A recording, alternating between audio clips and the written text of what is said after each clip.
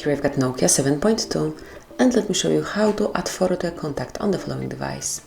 So at first you have to open your phone dialer, then select the contact that you would like to add this profile picture to. So Mia doesn't have profile picture, then tap on edit contact, select the camera icon which is for change photo, and now you can either take a photo if someone is staying right in front of you, or you can choose photo from your gallery. So let me choose it, mark it, and now you have to customize it. You can make it bigger, smaller, you can rotate it as only you want. So let me leave it this way, then tap on done, click on save.